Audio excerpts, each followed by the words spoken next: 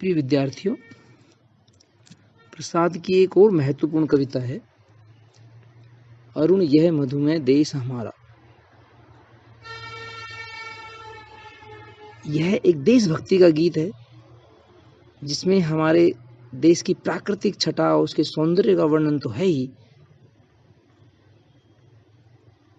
हमारे यहाँ की विविधता और लोगों के भीतर आश्रय देने की प्रवृत्ति, शरण देने की प्रवृत्ति,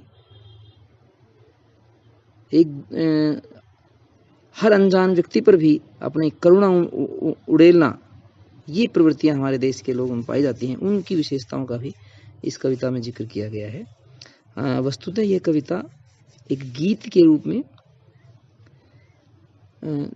चंद्रगुप्त नाटक में प्रसाद जी ने लिखी है और इस गीत को गाने वाली शैलुकस की पुत्री कार्नेलिया है, जिसका चंद्रगुप्त से संबंध स्थापित होता है, वैवाहिक संबंध स्थापित होता है और भारत की वह प्रशंसा में यह गीत गाती है।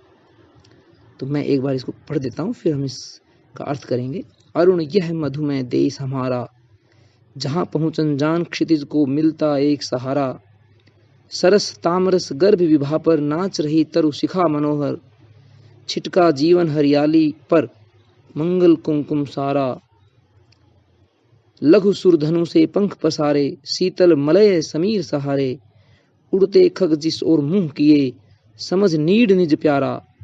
बरसाती आंखों के बादल, बनते जहां भरे करुणा जल। लहरें टकराती अनंत की, पाकर जहां किनारा। हेम कुंभ ले उषा सवेरे, भरती ढुलकाती सुख मेरे। मदिर ऊंघते रहते जब, जग कर रजनी भर तारा। अरुण यह मधुमेह देश हमारा। पहली जो पंक्ति है कविता की, उससे यह आभास होता है कि हमारे देश को मधुर और रागात्मक बताया है कि यहाँ प्रेम की सरिता बहती है और प्रेम के कारण हमारा देश बड़ा मधुर है। यहाँ आकर किसी को निराशा नहीं मिलेगी। तो भारत के ये एक बड़ी वो रही है सदा से ही, हमने कभी किसी पर आक्रमण नहीं किया, हमने हिंसा को बढ़ावा नहीं दिया, हमने हमेशा करुणा को और प्रेम को बढ़ावा दिया है। और इसीलिए ये पंक्ति कही गई है, अरुण यह मधुमेह देश हमारा। यह मधुर राग वृत्तियों से पूर्ण हमारा देश बड़ा मधुर है। और देखिए आगे कैसे उदाहरण भी दिए गए हैं। जहां पहुंचन जान क्षितिज को मिलता एक सहारा।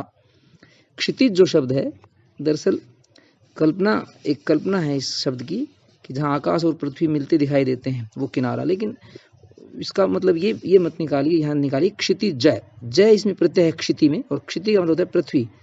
तो इस पृथ्वी, इस भूलोक पर उत्पन्न प्रत्येक प्राणी को, अनजान भले ही हो यहाँ के लिए, वो अनजान से अनजान व्यक्ति को भी यहाँ आश्रय मिलता रहा है। तो ये हमारी जो शरणागत वत्सलता, उसका बखान किया गया है कि कोई भी व्यक्ति बाहर से आया, उसको यहाँ जरूर शरण मिली है, उसको सहारा मिला है। तो यहाँ क्षितिज का मतलब पृथ्वी पर उत्पन्न नहीं, इस भूलोक पर उत्पन्न कोई भी अनजान प्राणी, अनजान इन द सेंस विदेशी, बाहर के लोग, उनको भी यहाँ सहारा मिलता है। ऐसा है मेरा देश। इसलिए अरुण शब्द कहा गया, रागात्मक वृत्तियों से, यानी कि प्रेम से भरा है ये, और इसलिए मधुमेह है, प्यारा है। सरस तामरस गर्भ विभा पर नाच रही तरु शिखा मनोहर। और इसकी जो एक तरह धरती है वो क्या है, फूलों और वनस्पतियों से भरी है। नाच रही तरु शिखा, पेड़ पत्ते लहराते रहते हैं, पेड़ों की शाखाएं लहराती रहती हैं। पृथ्वी पर तरह तरह के फूल हैं यहाँ पर, तो फूलों और वनस्पतियों से भरी हमारी यह धरती है। छिटका जीवन हरियाली पर मंगल कुमकुम सारा। और जब सूर्य की किरणें यहाँ पड़ती हैं तो ऐसा लगता है कि पूरे इसकी हरियाली पर जब वो किरणें पड़ती हैं सूर्य की, तो ऐसा लगता है कि जीवन पर जैसे कि सौभाग्य सूचक कुमकुम बिखेर दिया गया हो। कुमकुम एक जो है ना सौभाग्य का प्रतीक पदार्थ माना जाता है, जो मांगलिक अवसरों पर काम में लाया जाता है, खासकर वैवाहिक संबंधों आदि पर, विवाह के अवसर पर। तो ऐसा ही है यहाँ का वातावरण है। सूर्य निकलता है, वनस्पतियाँ यहाँ तरह तरह की है, उन पर जब सूर्य पड़ता है तो बड़ा अच्छा एक दृश्य उत्पन्न हो जाता है और ऐसा लगता है कि जैसे हरियाली जीवन रूपी इस हरियाली पर मंगल कुमकुम बखेर दिया गया हो, लाल कुमकुम, क्योंकि सूर्य किरणें लाल रंग की होती हैं सुबह, खासकर सुबह और शाम को, तो वो है ये पर। सुबह और शाम की यहाँ चर्चा की गई है कि इस पृथ्वी पर, इस धरती पर, यहाँ की धरती पर तरह तरह की फूल और वनस्पतियाँ विकासमान रहती हैं।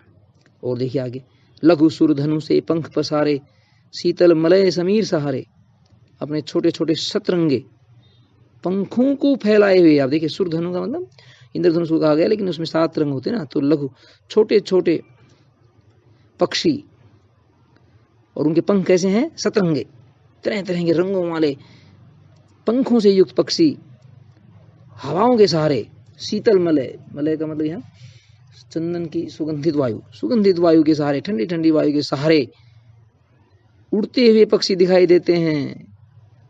क्या समझ कर आते हैं?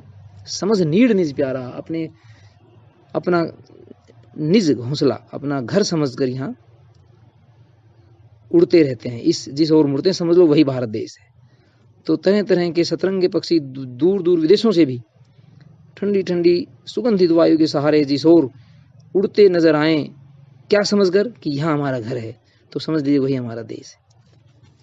बरसाती आंखों के बादल बनते, और यहाँ के लोगों की देखिए आप, बरसाती आंखों के बादल बनते जहाँ भरे करुणा जल, और यहाँ के लोगों में करुणा व्याप्त है, और उनकी आंखें हमेशा करुणा के जल से, आंसू से, करुणा के जल से भरी रहती हैं, जैसे ठीक बरसाती बादल।